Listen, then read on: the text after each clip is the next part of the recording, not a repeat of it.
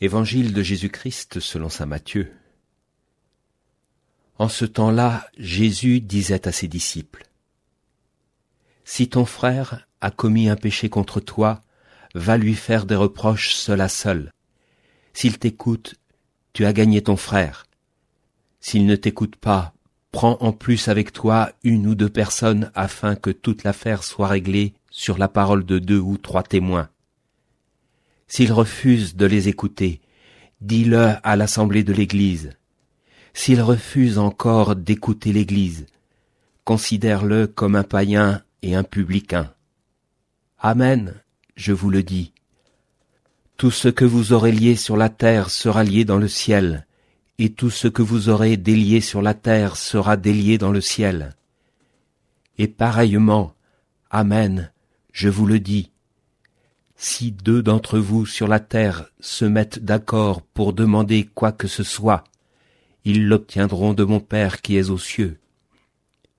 En effet, quand 2 ou 3 sont réunis en mon nom, je suis là au milieu d'eux. » Chers auditeurs, dans cet évangile, au cœur de son enseignement sur la vie communautaire qu'il adresse à ses disciples, Jésus nous invite à mettre en œuvre la charité, qui consiste à dénoncer le péché, ou du moins de le reconnaître, afin que celui qui l'a commis puisse s'ouvrir à la miséricorde divine.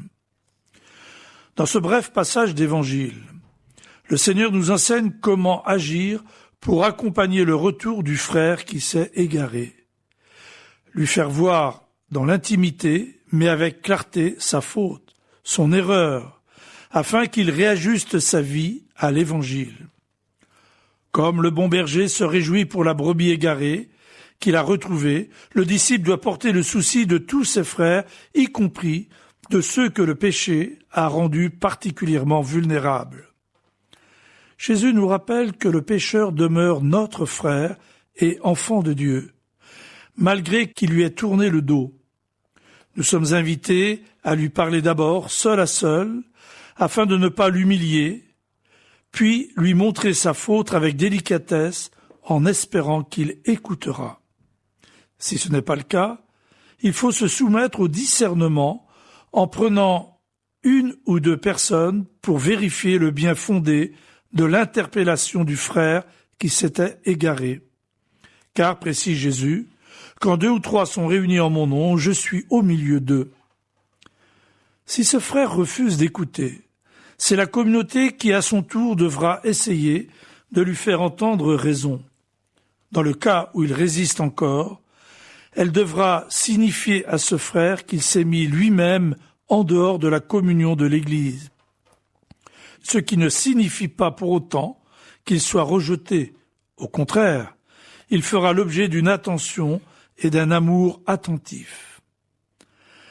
À l'heure où le relativisme moral et le syncrétisme doctrinal se sont infiltrés jusqu'au cœur de nos communautés chrétiennes, l'enseignement de Jésus nous rappelle que nous sommes pécheurs et que par nos silences complices, nous partageons la responsabilité de nos frères qui s'égarent et dont nous devons nous soucier. Prions l'Esprit Saint de nous aider à nous acquitter de notre devoir de charité et de correction fraternelle avec douceur et compassion, à l'égard de nos frères, particulièrement de ceux qui se sont égarés.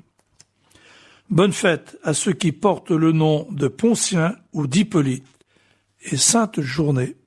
L'évangile du jour était commenté par le père Jean-Yves Pouleillot, prêtre accompagnateur du service des pèlerinages pour le diocèse